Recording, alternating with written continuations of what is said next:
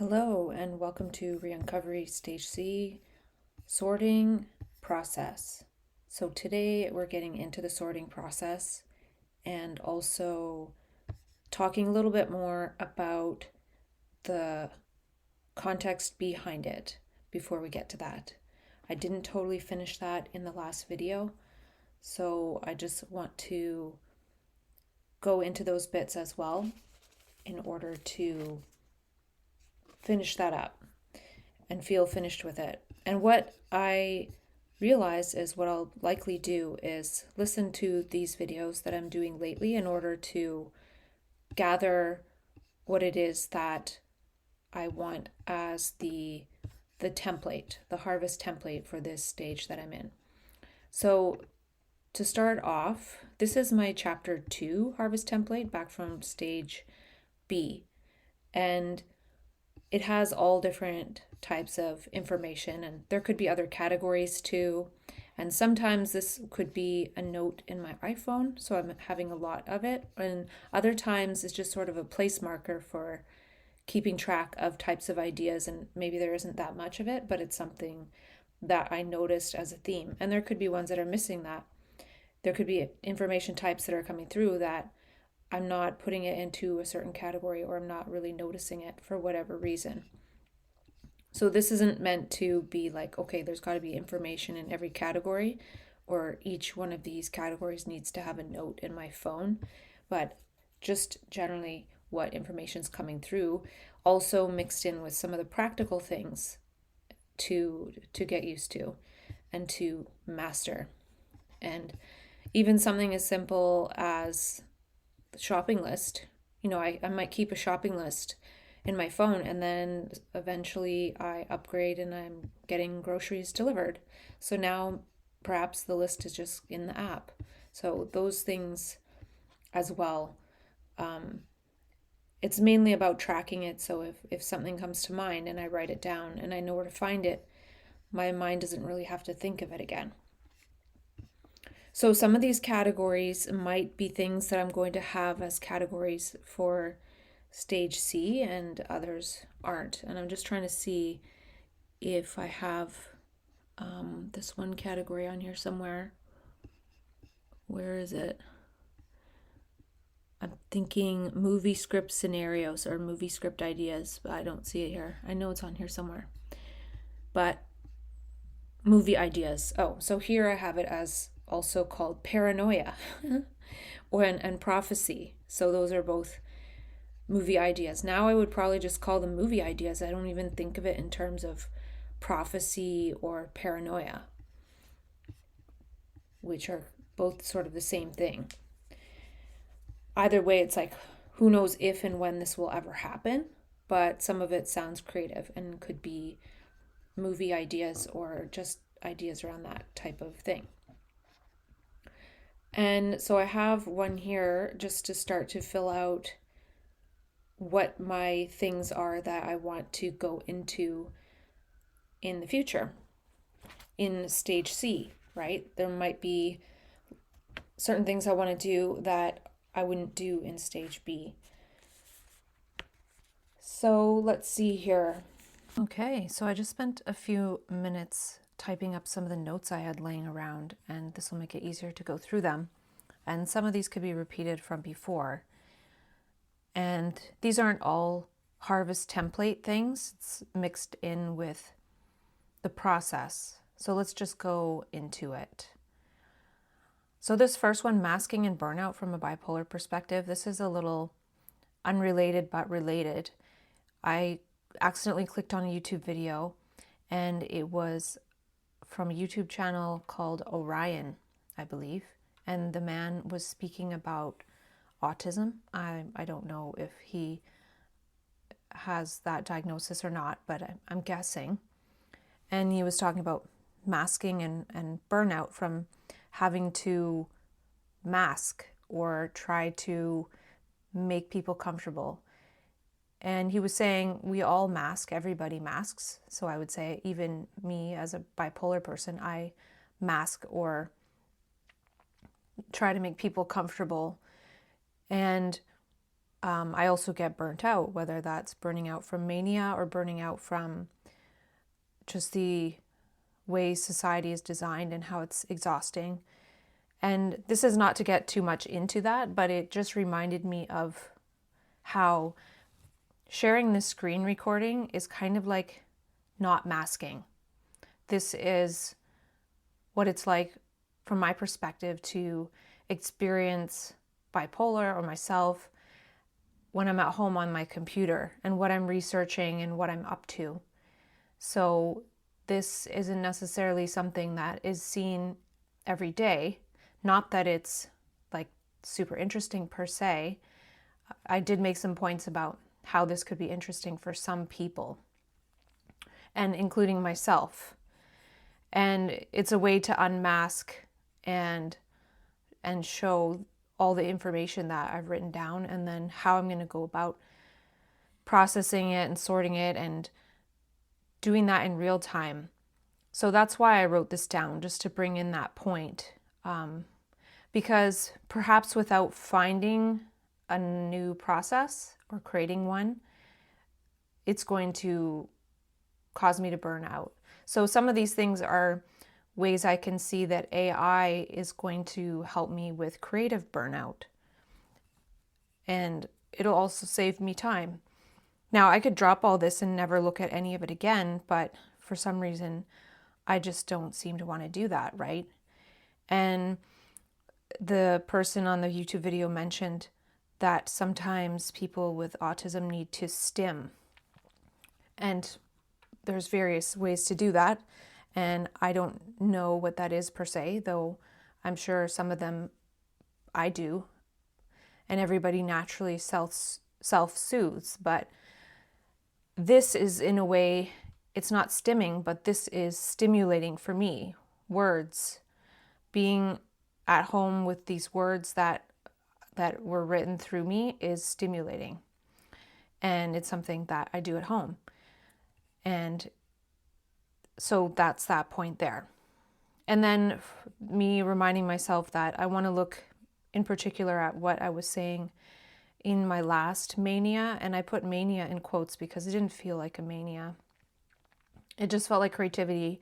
And I was in a creative wave without any depression or mania for 4 years.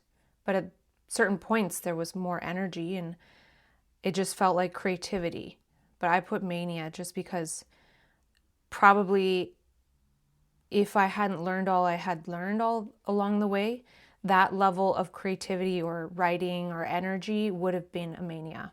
So for example, I remember before I started writing, I tried to write at a certain point, say 5 years ago, and I would write out 7,000 words straight, and then I would be totally burnt out. I wouldn't be able to do anything for a while, and it would almost fry my brain. Because I remember at the end of what I wrote, it would be maybe sort of angry or irritated, right? So I could think about that as if I were to type out 7,000 words in the stuff that I've been through or experienced in the system, etc., naturally at some point it will end in getting angry. But now I don't get angry like that, so I can write and write and write.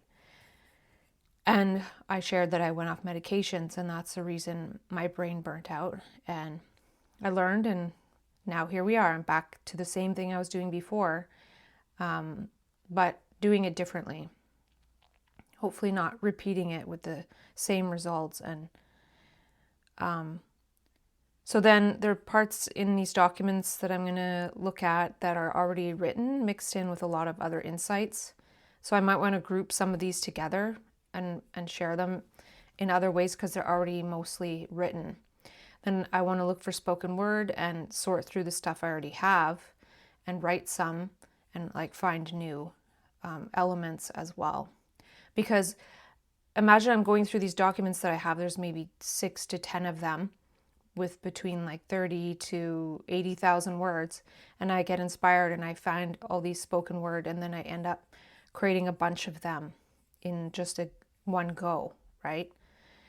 And also if I were to grab some of these already written parts, then maybe I would want to make a book of some of the already written parts, just to sort of put them together and acknowledge, hey, I already probably wrote a book's worth of stuff, so I can write a book by grabbing those parts from the different book topics that maybe would have made up different books.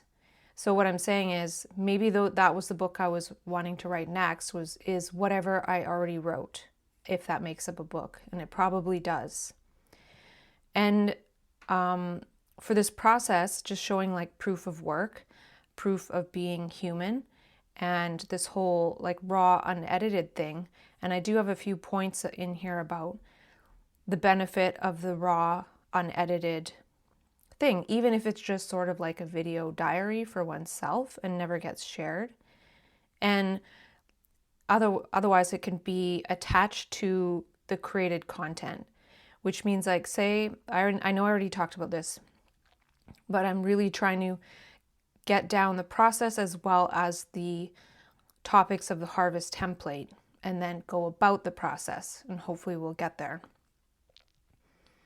So say I wrote a Substack article and I did a screen record of doing it and grabbing the information from my different documents that I have already written over the years, then I can attach that to it, which can be verified maybe by a human, that this piece was written by a human, or it could just be analyzed by an AI, which gives the stamp that it was written by a human without having to show the work behind it.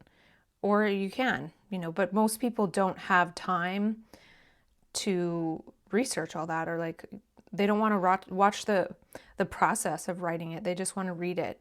But maybe they don't want to read it if there was no process to writing it. So this is a way to do that. And likely it will be created at some point as a process. And then the other thing is, this could be helpful for like research for, people who are studying bipolar and want to study the experiential aspect of it, or study the linguistic aspect, or the way, even to, if somebody one day researches Re-Uncovery, to see where it all came from, because and I'm just seeing that now, I didn't think of that before. But say one day I create the Re-Uncovery thing, it's like, well, this is how I created it, I can show you, right? Whereas it would almost be easy now for somebody to spit something like that out of ChatGPT. But I didn't do that for this. And so also, say other people watch this one day, or there's a genre where you show the work, and then other people can find a topic they're interested in, or create their own process from that as well, or maybe even just showing the value of creating your own process, because there's so many templates out there of like how to do this and how to do that. But really creating a process could be upgrading your processor in this new age of AI. And so that's why including AI in the process is important, or at least it seems to be. And we'll get into this 6 dimension and 9 lattice thing in a few minutes, but it would be cool if some people are interested in some of these topics and that's the thing they've been interested in. Maybe some people are interested in creating a process or a framework like Re-Uncovery, or creating part of Re-Uncovery, or researching one of the topics that is in my 6 dimensions or 9 lattices, or it's also in another person's, and that's what they're researching, and they can maybe do something with that, whatever that looks like, from training an AI GPT custom chatbot based on that topic. And if somebody's not interested in that, that's fine too. And I wrote this quote here: write the book only you can write, because this is so true, right? write the book only you can write. And I think that was true for the book that I did write and self-published before ChatGPT came out. And now it's like this whole screen record thing I'm doing right now as an experiment is something that only I can do. Like, who else has written out this exact little list of points and is talking about them on a screen record somewhere? Probably nobody, right? So I'm doing something that's very, very uniquely me. Versus, say somebody's sitting in front of the computer, they have ChatGPT open and they're saying, can you write me a blog post about vitamin D? There's probably quite a few people typing that in right now, or of some similar thing. And not only that, there's already a ton of information out there about vitamin D, So it's not really going to create that much relative value. Now you can say this doesn't matter either, but it matters to me. So we could in life, and we're probably going in that direction, where really only what really matters to you is what matters, because it's just you and you. And everything else, if it'll be created by AI. And then if we are each who we really are and who we want to be, not just prompting for whatever, then we can really relate to each other. So it's a good thing.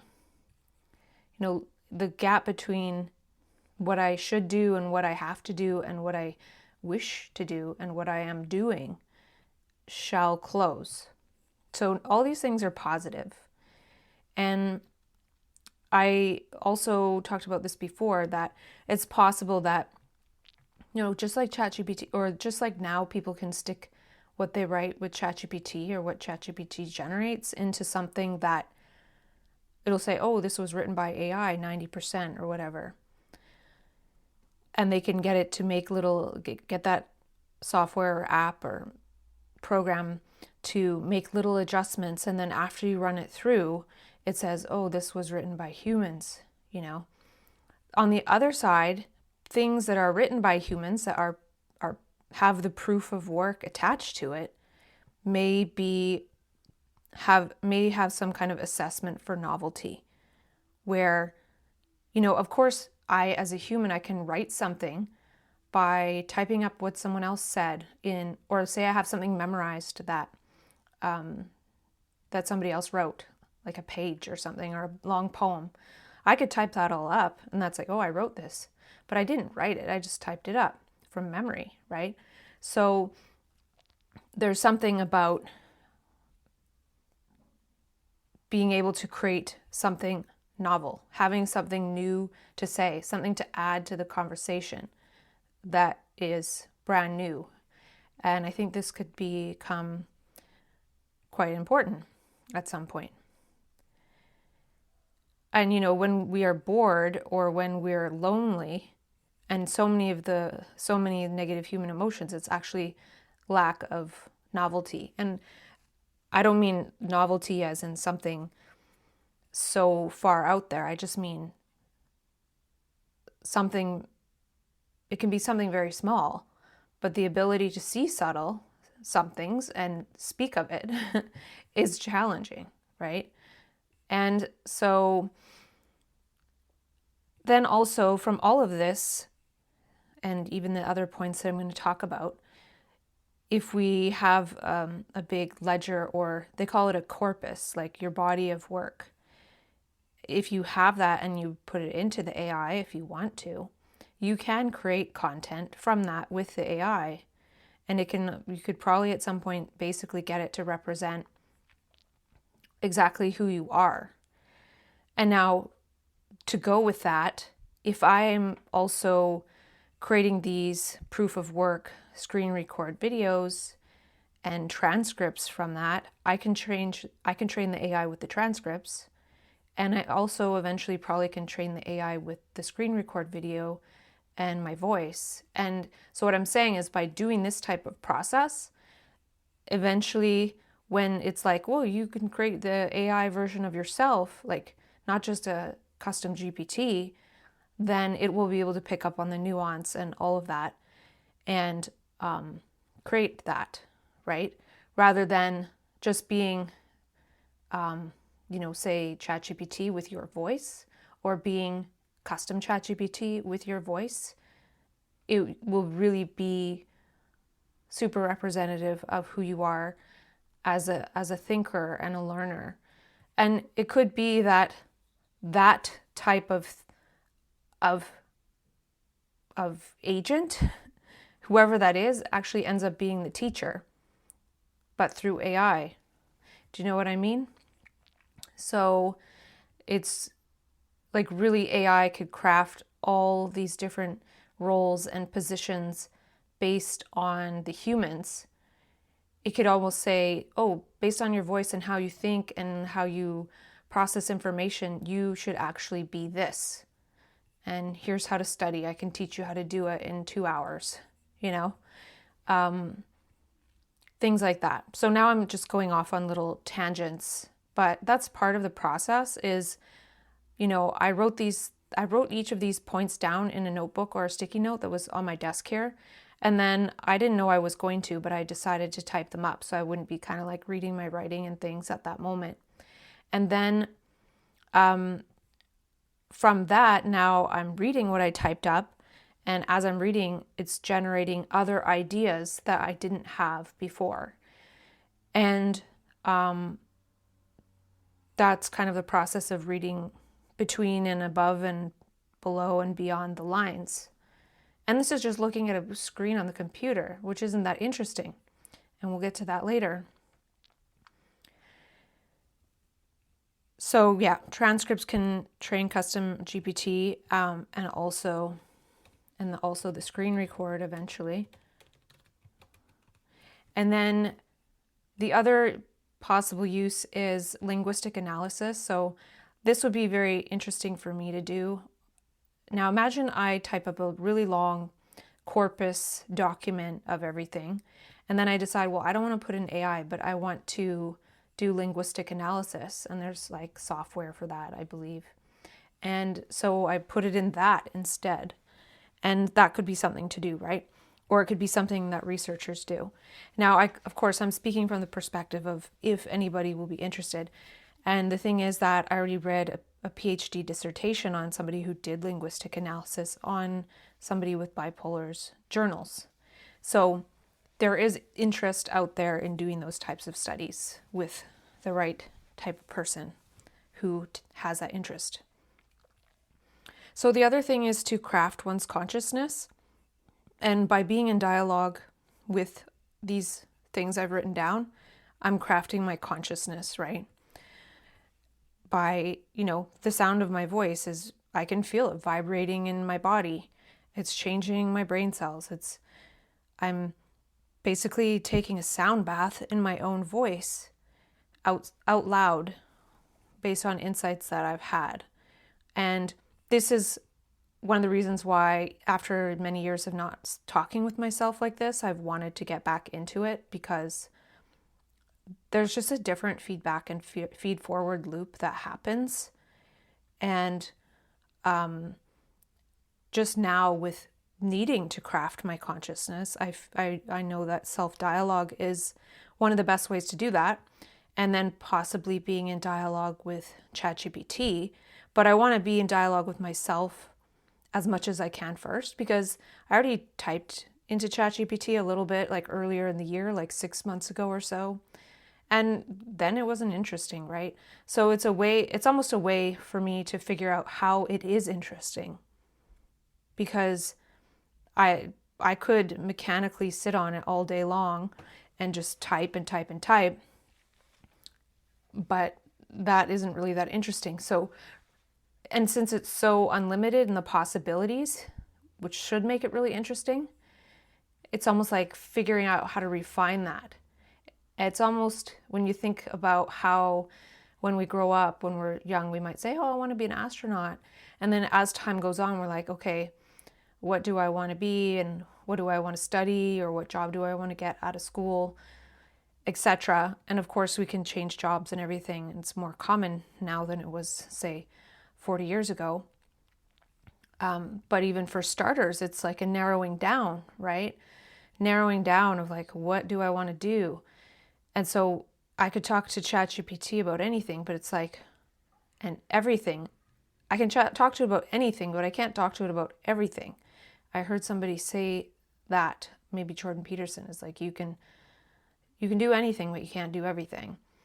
And so I want to figure out what it is that I want to use it for, or how it's useful. But it's more important for me to be able to craft my consciousness and keep that really strong, especially now in the AI age, even to the point of if I took 5 years to be in dialogue and be in process with the information that came through me before using any AI, like that might be smart. But of course, I will test it along the way, and hopefully that will come about in the process. So, next slide. Here we go with more things that I wrote down. So, AI will be better at curated content. So I briefly talked about this, or I don't know how briefly I talked about it, but basically AI will be able to do these topic videos that are really popular. And so being able to create novel content videos from our own like custom GPT or our own corpus of information, to the point where, you know, maybe that corpus of information becomes like a comedian with some kind of AI created human on the channel. So you could almost create anything. Like if you have your consciousness or a good representation of it in ChatGPT or whatever is in the future, you can almost create anything in digital space and in internet and maybe in Meta at the click of a button, or even make it have a life of its own. Do you know what I mean? And so just being able to use these raw screen record videos plus the information and create the corpus, plus use the transcripts of the dialogue with the information that you already have, then, you know, these builds a lot of layers for it to be really like you, right? And then whatever that creates is yours, right? So if you think about that, then there could be a lot of possibilities there, or maybe not. But the thing is that it could be possible that things like that will happen. And if you don't have your consciousness in AI, you might not be able to create any videos anywhere or get your word in anywhere. Or if you do, it'll be hard to find. So, yeah, an AI wants words and meaning. It wants training data, right? So then being human in the age of AI, like what does that mean? What does that look like? How do we need to craft our consciousness? And maybe this isn't something that will become obvious to people in 10 years or 20 years or 5 years or 2 years. I don't know. But I just kind of see it. I see it now and I'm curious about it. Just like having a hobby, right? This is just hobby stuff. It's not like scary or paranoid or anything like that. And so I think some of the words from the right brain, and we'll talk more about this as we go along, like where do we get information and things like that. So another possibility is that AI will pay us for thinking anew. So if we eventually are sort of integrated in some way, or if we type something in that has a high novelty value, it might give us some kind of reward. This is a little different from something I thought before, that it might eventually sort of, quote, punish non-novelty, because each query and each ChatGPT thing, it has like computational and energetic costs, and it has a dollar value that eventually it's not going to be subsidized. So we'll have to be thinking really clearly and about what we want to actually put in there.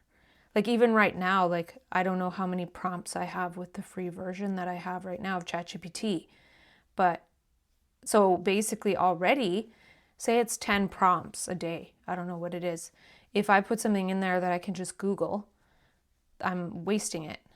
And if I, like, usually I don't even use it anyway, but I'm just saying it's already punished to put something in there that you don't need it for. And I was thinking about how this is sort of the reverse of the ninth insight in the Celestine prophecy. And in the ninth insight, when we have an insight and when we share it with somebody and it's of value to them, they might give us a bit of money. Tithing for insights. It's part of the story, right? So we can think that humans tithe other humans for giving insights, which would be the equivalent of, well, I imagine a world one day where I don't need to write any of these things down because only what comes to mind is completely relevant in the moment, and it's relevant for myself or nature or the person standing there, and it's an insight, and that may or may not get rewarded with some kind of money, but I would think they would get rewarded with connection and with resonance and with oxytocin and with just general joy and awe of living. So, that would be something. And later I'm going to talk about lifestyle design just briefly, so it's related to that. So we think of that scenario where we get paid, or somehow we get some kind of currency for thinking something new. And then you can even think that, imagine if you think something new, the AI will respond.